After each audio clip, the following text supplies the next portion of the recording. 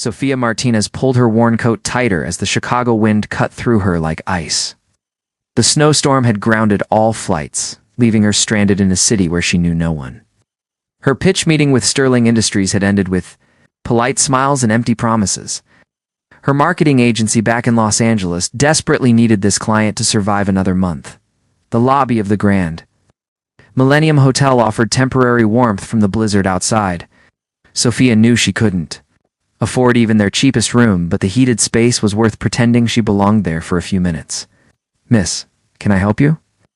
The concierge's eyes took in her expensive but well-worn coat, a remnant from better financial days.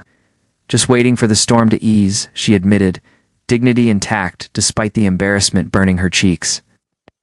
"All hotels within 20 miles are booked due to the convention and storm," he replied with practiced sympathy. "Give her the penthouse suite adjoining mine." The deep voice behind her sent an unexpected shiver down her spine. The billionaire's proposition? Sophia turned to face the owner of that commanding voice. The man stood tall and confident in a perfectly tailored charcoal suit. His dark eyes held hers with unexpected intensity. She recognized him instantly from business magazines and news profiles. Damian Blackwood. "I don't need charity, Mr. Blackwood," Sophia said, lifting her chin. His lips curved into a smile that transformed his serious face. "It's not charity." "Yes. I've been looking for intelligent company, and you look far more interesting than my evening of conference calls." Something about his direct gaze made Sophia feel both seen and desired. Against her better judgment, she found herself following him to the private elevator. "You know my name, but I don't know yours," he said as they ascended. "Martinez. I own Creative Edge Marketing in Los Angeles." His eyebrows rose slightly. "The agency that pitched to Sterling Industries this afternoon?" Sophia's heart sank. Of course, his company had connections to the business she'd failed to impress today. "Small world," she managed. "Interesting coincidence," he corrected, his eyes never leaving her face. An evening of revelations. The penthouse suite was larger than her entire apartment. Floor-to-ceiling windows displayed the blizzard, transforming Chicago into a snow globe. City lights glimmering through the white curtain. "Would you like a drink?" Damian asked, loosening his tie. Over expensive whiskey, they talked. Not about business or her failed pitch, but about art, travel, and childhood dreams. Sophia found herself laughing genuinely for the first time in months as financial worries temporarily receded. When Damian spoke about growing up as the son of immigrants who built their fortune from nothing, she glimpsed vulnerability beneath his powerful exterior. "My mother raised me to believe I could conquer the world," Sophia confided. She never mentioned how expensive the world would be to maintain. His laugh was rich and warm. "Is that why you started your own agency instead of working for someone else?" "Freedom has always been non-negotiable for me," she admitted. "Even when it comes with sleepless nights and an emptying bank account." Something shifted in his expression then, interest deepening into something more calculating. "How empty is that bank account, exactly?" The question should have offended her, but the genuine curiosity in his eyes made her answer honestly. 3 months from bankruptcy, maybe less. The innovation is there, but capital isn't. The impossible offer. They talked late into the night, the space between them on the couch gradually diminishing. Around midnight, she reluctantly stood to retire to her adjoining suite at her door. Damian leaned against the frame, studying her face with an intensity that made her pulse quicken. "Have breakfast with me tomorrow," he said. It wasn't quite a question. "I should try to get back to Los Angeles." The next morning, Sophia knocked on the connecting door at precisely 9. Damian opened it immediately, dressed casually in a black sweater that emphasized his muscular frame. The intimate setting of breakfast by the windows made this feel dangerously like more than a business meeting. After they'd eaten, Damian fixed those penetrating eyes on her again. "I have a proposition for you, Sophia. Something much more personal than business." He paused, seeming to choose his words carefully. "I need an heir." Sophia nearly choked on her coffee. "Excuse me, I have a hereditary heart condition. Nothing immediately life-threatening, but it complicates my future planning. I've built an empire with no one to leave it to, and traditional relationships have proven challenging with my lifestyle. And this concerns me." "How?" Sophia asked, pulse racing with confusion. Damian leaned forward, his gaze never wavering. "Give me a child, and I'll save your business." The world seemed to tilt beneath her. "That's insane, is it? I need a child with a mother whose intelligence and drive I respect. Our arrangement could be mutually beneficial." "You can't be serious. I'm offering $10 million invested in your agency, plus all medical expenses covered and generous. Child support. You would have co-parenting rights, but the child would primarily reside with me after age 5. He rose as well, stepping closer. "I'm not looking to hire you. Sophia, I'm proposing a partnership that solves problems for both of us." The kiss that changed everything. "This is absolutely ridiculous," she said, yet couldn't bring herself to walk away. "Think about it," he urged, suddenly close enough that she could feel the heat radiating from his body. "What would you sacrifice? For your company's survival? For the dream you've built?" Before she could answer, his hand cupped her cheek with unexpected gentleness. The touch sent electricity coursing through her veins. Then, as if he couldn't help himself, Damien leaned down and pressed his lips to hers. The kiss was meant to be brief, perhaps businesslike. But the moment their lips met, something ignited between them.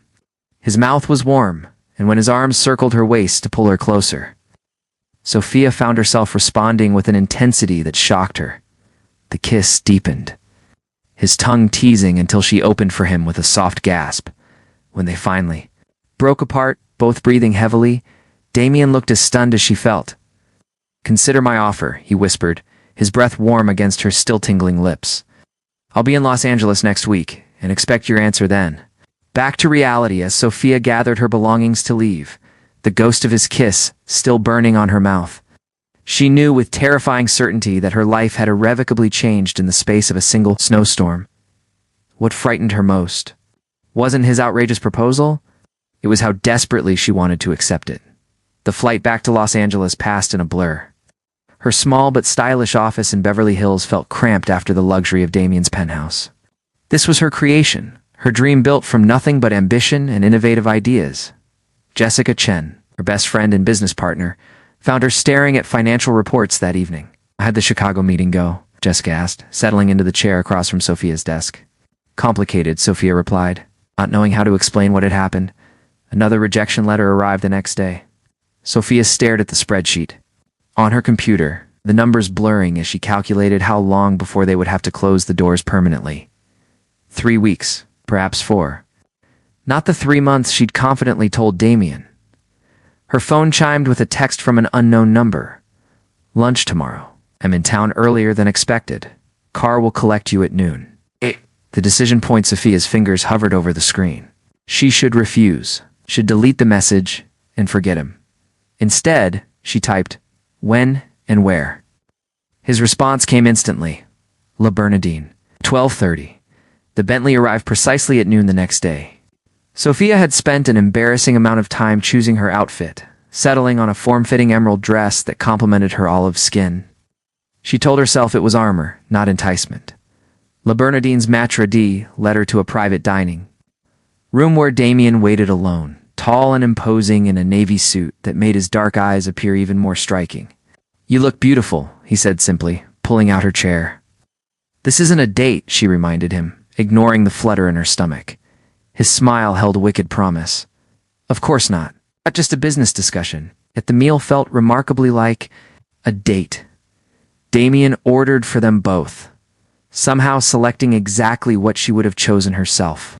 The conversation flowed effortlessly, touching on philosophy, current events, shared interests. Only after dessert did Damien lean forward, his expression turning serious. "Have you considered my offer, Sophia?" She took a sip of wine to steady herself. "It's completely inappropriate." "Yet you're here," he noted, his voice low and intimate. "To refuse in person. How close is your agency to failing?" "The truth this time."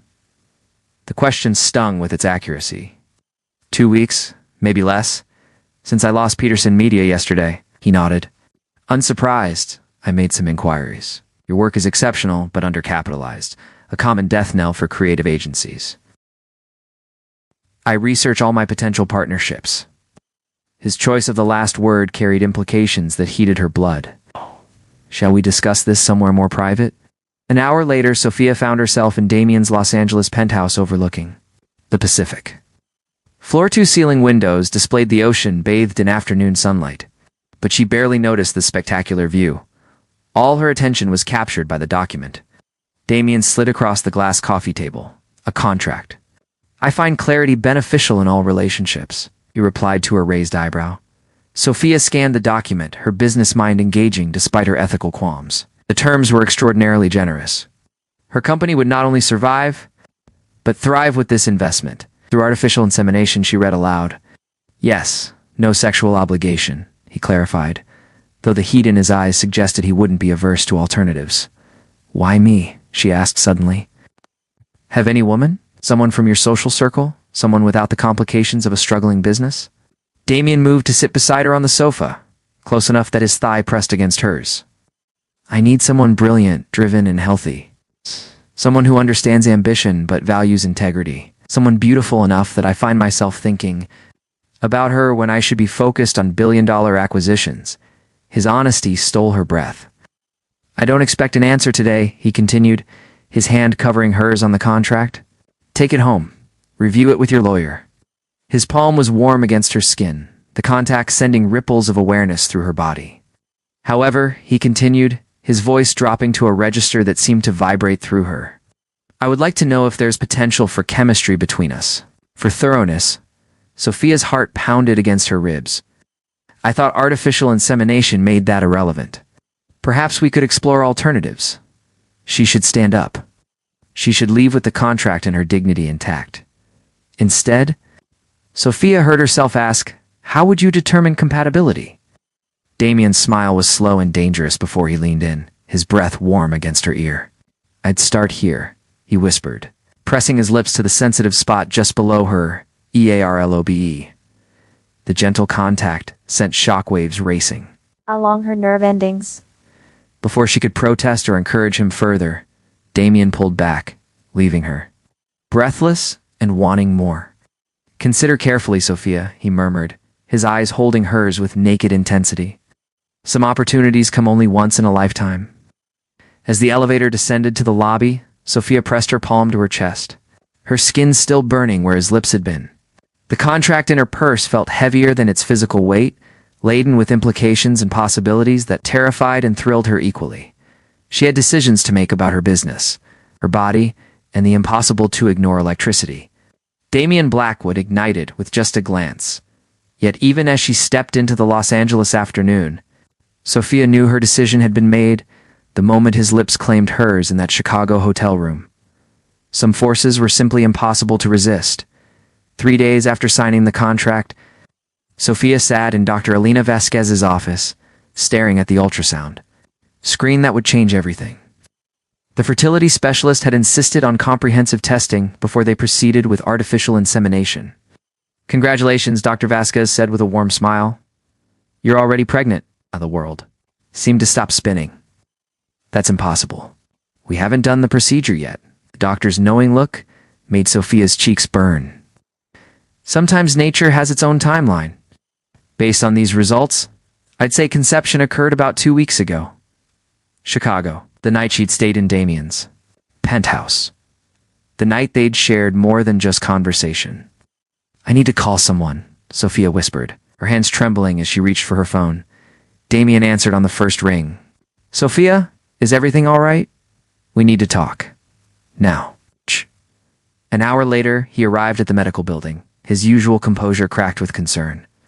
When Sophia showed him the ultrasound images, his face went through a series of emotion shock, wonder, and something that looked suspiciously like joy. "Chicago," he said quietly. "Chicago," she confirmed. "Apparently our business arrangement became personal before we signed any papers." Unexpected complications back at Damien's penthouse? They sat in his study, the contract between them suddenly obsolete. "This changes everything," Sophia said, staring at the legal document that no longer applied to their situation. "Does it?" Damien's voice was carefully neutral. "The outcome is the same. You're carrying my child, and I'll support both of you. But this wasn't planned. This wasn't part of our agreement." He leaned forward, his eyes intense. "Sometimes the best things in life aren't planned, Sophia." Before she could respond, her phone rang. Jessica's name flashed on the screen. "Have to." "Take this," she said, stepping onto the terrace. Soph, where are you? We just got the most amazing news. Someone made a $10 million investment in our agency. It's an anonymous investor, but the lawyers say it's legitimate. Sophia's eyes found Damien through the glass doors. He was watching her with an unreadable expression. She told Jessica, ending the call. When she returned inside, Damien was pouring himself a scotch. You invested in my company anyway, she said. Even though the circumstances changed? A deal is a deal, he replied, not meeting her eyes. This wasn't a deal anymore, Damien. This became something else in Chicago. He finally looked at her, vulnerability flickering across his features. What do you want it to be, Sophia?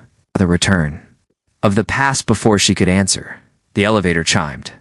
Damien frowned his penthouse was accessible only with a private key. The doors opened to reveal a stunning blonde woman in designer clothes, her smile cold and calculating.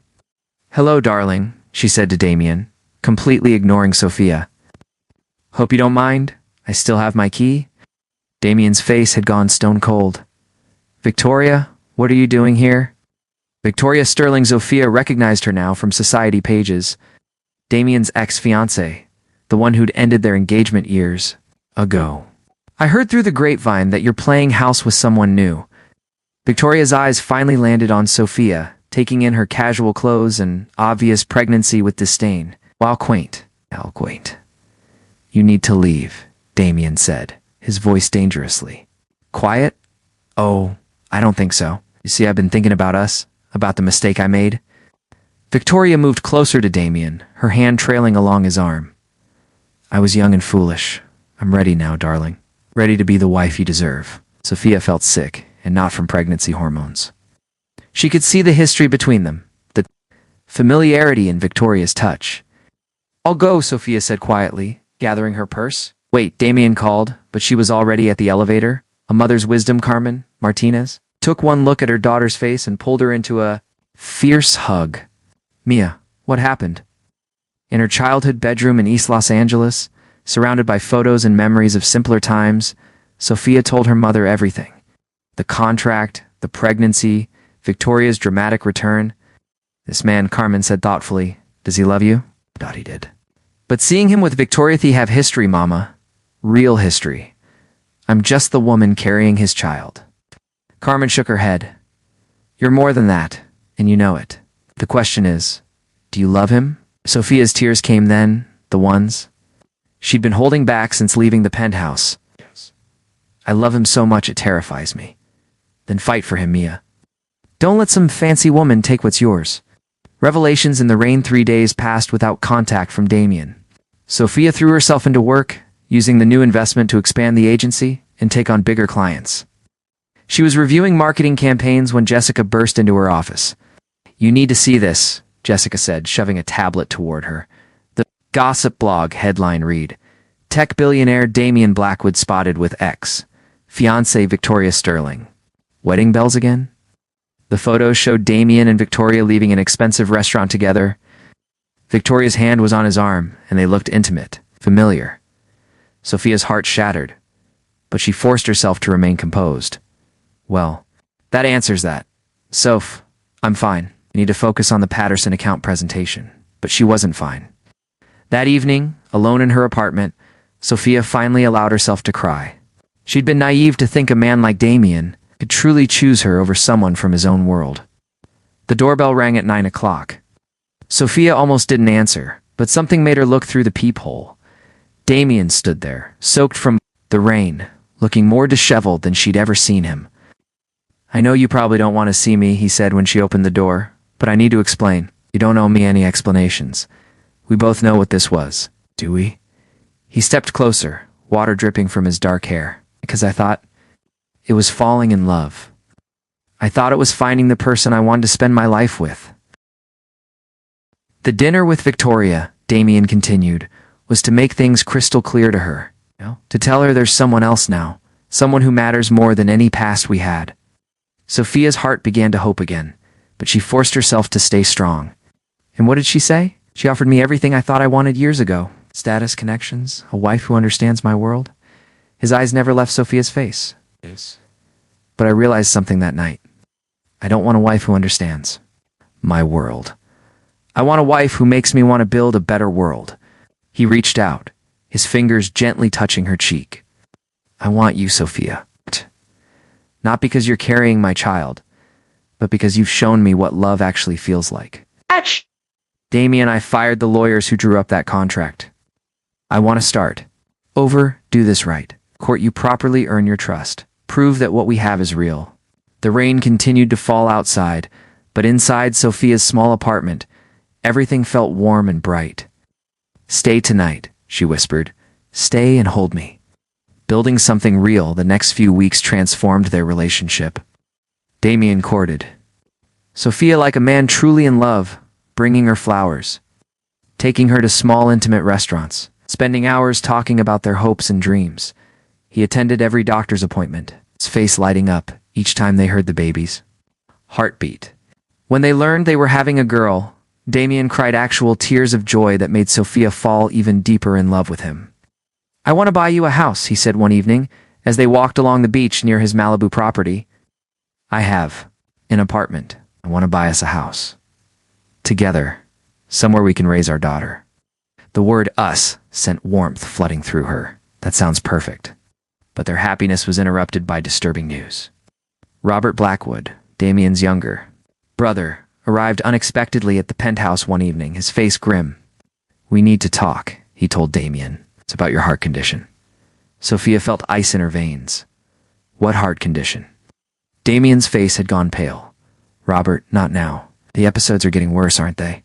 Robert continued. Adar Martinez called me. She's concerned about the stress levels, about what pregnancy and new relationships might be doing to your health. The secret revealed that night, after Robert left, Sophia confronted Damien. Tell me about your heart, she said quietly. He was silent for a long moment, staring out at the city lights. Long QT syndrome. It causes irregular heartbeats, potentially. Dangerous ones? Stress can trigger episodes. How dangerous? Without proper management, it can be fatal. Sophia felt the world tilt. Why didn't you tell me? Because I didn't want you to choose me out of pity or obligation. I wanted you to choose me for love. And now, it's the baby coming with all this stress.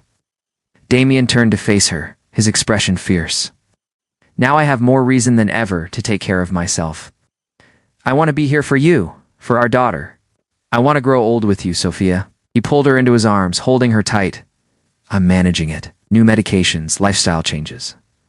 Dr. Martinez says, with proper care, I can live a completely normal life. A proposal under stars 2 weeks. Before Sophia's due date, Damien surprised her with a trip to his family's vineyard in Napa Valley. The rolling hills covered in grapevines looked magical in the golden evening light. I used to come here as a child, he said, as they walked slowly through the rows of vines, Sophia's hand in his. My grandfather planted these vines with his own hands. They reached a hilltop overlooking the valley, where a table had been set with candles and flowers. As the sun set, painting the sky in brilliant oranges and pinks, Damien took Sophia's hands in his. I know we did everything backward, he said, his voice soft with emotion. The contract, the pregnancy, falling in love. But I want to do this. Part right. Dropped to one knee, pulling out a ring that sparkled in the candlelight. Not the massive diamond she might have expected, but a vintage piece with sapphires and diamonds that looked like it had stories to tell. This was my grandmother's ring, he said. She gave it to my grandfather when he was just a poor immigrant with big dreams. She believed in him when no one else would. Tears streamed down Sophia's face as he continued. Sophia Martinez, you believed in me when I didn't believe in myself. You showed me that love isn't a business transaction, it's a choice we make every day to build something beautiful together. He looked up at her, his eyes shining with love and hope. Will you marry me? Not because of contracts or babies or anyone's expectations, but because you love me enough to build a life together? Yes, she whispered. Then louder. Yes, yes, yes. As he slipped the ring onto her finger, their daughter kicked vigorously, as if celebrating too. Maria Santos, Damien's longtime housekeeper, found them the next morning on the vineyard terrace. Still wrapped in each other's arms as the sunrise painted the valley gold. Senna Damien, she said with a knowing smile. The doctor called. She wants to see Senora Sophia immediately. At the hospital, Dr. Amanda Foster reviewed Sophia's test results with concern. Your blood pressure is elevated. and there are signs of preeclampsia. We need to deliver the baby today. Sophia's hand flew to her belly. But she's not due for 2 weeks, the baby will be fine, Dr. Foster assured them. But we can't wait any longer. As they prepared for an emergency C-section, Damien held Sophia's hand, his face pale but determined. I want to marry you, he said suddenly. Ow.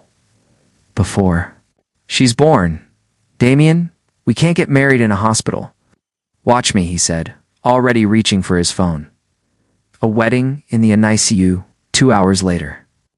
As their daughter Isabella Rose Blackwood lay in the NICU, tiny but perfect, Damien had worked his magic. Judge, a photographer, and Jessica, his maid of honor, gathered in the family room adjacent to the nursery. Sophia wore a simple white dress that Maria had somehow procured, and Damien looked handsome in a dark suit despite the stress of the day.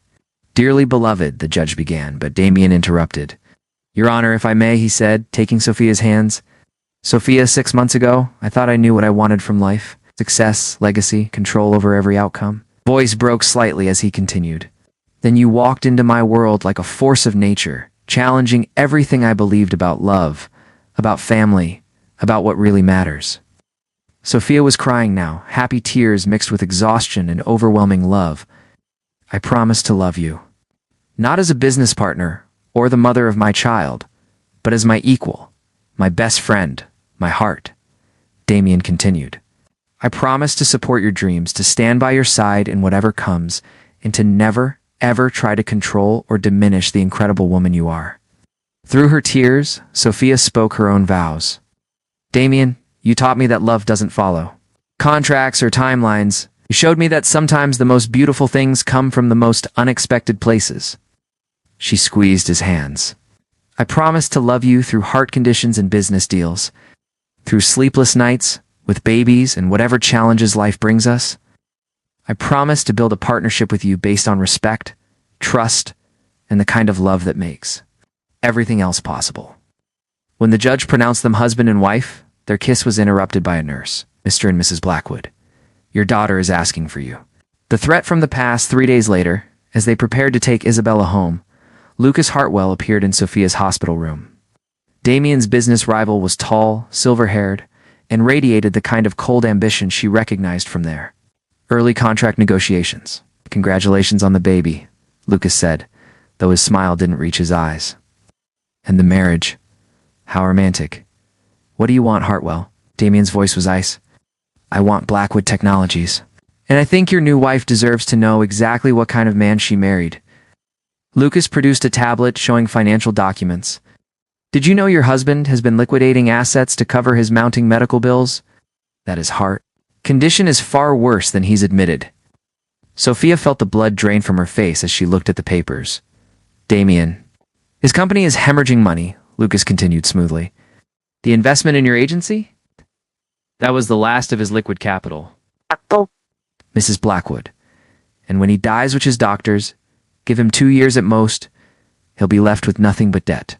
The truth about everything, after Lucas left, the hospital room fell into heavy silence. Isabella slept peacefully in her bassinet, unaware of the storm brewing around her. Is it true? Sophia asked quietly. Damien sat heavily in the chair beside her bed, looking older than she'd ever seen him. Some of it. Which parts? The medical bills are astronomical. The treatments, the specialists, the experimental procedures I've been trying. He ran a hand through his hair. I've spent almost everything trying to buy more time in your prognosis. He was quiet for so long she thought he wouldn't answer. 2 to 5 years, with aggressive treatment, be longer if the new protocols work. Sophia felt as if the floor had fallen out from under her. Why didn't you tell me? 'Cause I love you, he said simply. Because I wanted whatever time I have to be filled with joy, not fear. 'Cause I wanted to give you and Isabella the best life possible, even if I can't be there for all of it. That evening, back at the penthouse with baby Isabella, Sophia sat in the nursery feeling overwhelmed by everything she'd learned. Maria found her there, rocking their daughter and crying quietly. Signora, Maria said gently, settling into the chair beside her. I worked for Senator Damien's family for 30 years. I watched him grow from a lonely little boy into the man he is today. Did you know about his condition? But I also know something Lucas Hartwell doesn't understand.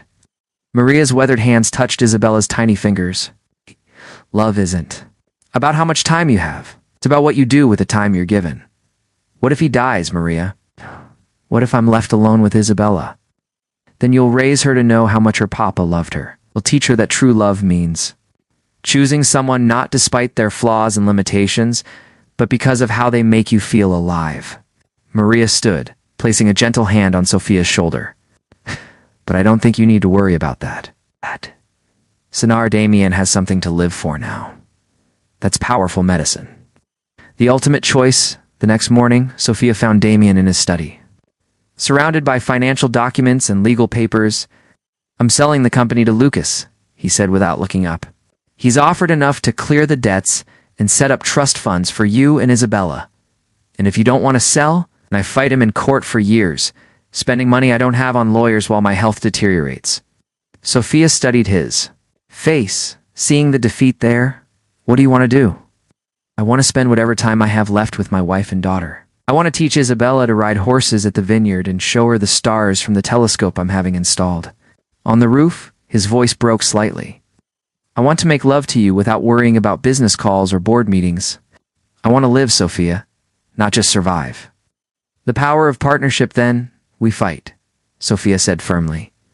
Damien looked up, surprised. We? You think you're in this alone? You think I married you for your money or your company? She moved to his desk, leaning against it. I married you because you're the smartest, most driven person I know. Because when you love someone, you love them completely. She picked up the financial reports. Creative Edge Marketing just landed 3 major accounts this week. The agency is thriving because of the foundation you helped me build. Sophia, what are you saying? I'm saying we merge our companies, pool our resources, fight Lucas together. Her eyes blazed with determination. I'm saying you taught me that partnerships work when both people bring their strengths to the table. Damien stared at her as if she'd offered him the moon. You'd do that? Risk everything you've built? Us. For our family. In a heartbeat. The final confrontation 2 weeks later, they sat across from Lucas Hartwell in a gleaming conference room, their lawyers flanking them. Isabella slept peacefully in her carrier between Sophia and Damien. I trust you've reconsidered my generous offer, Lucas said smugly. Actually, Sophia replied, sliding a document across the table. We have a counteroffer. Lucas scanned the papers, his confident expression faltering. A merger between Blackwood Technologies and Creative Edge Marketing, with joint CEOs, Damien added, and a combined valuation that makes your offer look like pocket change. This is ridiculous. A marketing agency and a tech company? The future of business is integration, Sophia said smoothly. Technology and marketing, innovation and communication. Wow. We're not just merging companies, Lucas. We're creating something entirely new. She leaned forward. Something you can't compete with, which is why you wanted to buy Damien out instead of facing him in the marketplace. Lucas's face had gone red. This won't work. When Blackwood dies, when I die, Damien interrupted calmly. My wife will continue running the company we built together. And Isabella will inherit a legacy of love and partnership, not just money. Love's Triumph 6 months later, Sophia stood in the garden of their new home in Palos Verdes, watching Damien push Isabella's stroller along the winding paths. His latest medical tests had shown significant improvement. The stress reduction and happiness had literally helped heal his heart. Blackwood Creative, their merged company, had become one of the most innovative firms in the country, revolutionizing how technology and marketing work together. Penny for your thoughts? Damien asked, joining her on the terrace as Isabella napped. Just thinking about how far we've come, Sophia replied, settling into his arms. Remember when you offered me that contract? Biggest mistake of my life? He said, nuzzling her neck. Really? I should have just asked you out for coffee like a normal person. Sophia laughed. But then we wouldn't have this story to tell Isabella when she's older. True. Once upon a time, your father was an arrogant billionaire who thought he could contract for an heir. But your mother taught him that the best things in life can't be negotiated, they have to be earned with love. As the sun set over the Pacific, painting the sky in brilliant colors, Sophia reflected on the journey that had brought them here. From a desperate business arrangement to a love story that had transformed both their lives, sometimes the most beautiful beginnings came from the most impossible circumstances. Sometimes love really could conquer everything, even contracts, medical conditions, and the fear of uncertain futures. In Damien's arms, their daughter sleeping peacefully nearby, and a lifetime of possibilities stretching ahead, Sophia knew they had found something rarer than fortune or fame. They had found forever. Epilogue. 5 years later. Amanda Foster smiled as she reviewed Damien's latest test results. Remarkable improvement, she told the couple sitting across from her desk. Your heart function is better than it's been in a decade. What does that mean for his prognosis? Sophia asked, holding 5-year-old Isabella on her lap while her other hand rested on her growing belly. Their second child was due in 3 months. Walk her down the aisle someday, too. Outside the medical building, Isabella skipped between her parents, chattering about her upcoming birthday party and her excitement about becoming a big sister. Daddy, she said, tugging on Damien's hand, tell me the story again about how you and Mommy met. Damien and Sophia exchanged amused glances over their daughter's head. Well, Princess, Damien said, scooping Isabella up, it all started with a very silly contract and the smartest, most beautiful woman your daddy had ever seen as they walked toward their car. Sophia reflected on how perfect their imperfect beginning had turned out to be. Sometimes the best love stories started with the worst business deals, and sometimes, just sometimes, happily ever after was exactly what it promised to be, happiness that lasted forever. The end. Since you guys have watched the entire story, I want you guys to give us your feedback, let us know how you feel, and we would really like to know if you guys would comment us and share with us how we can improve. Obviously, I feel everybody in this world knows there's room for improvement. So if you guys let us know with your feedback how we can improve, we will definitely work on that. Thank you guys for watching us. Stay connected with us. Your host, Alistair.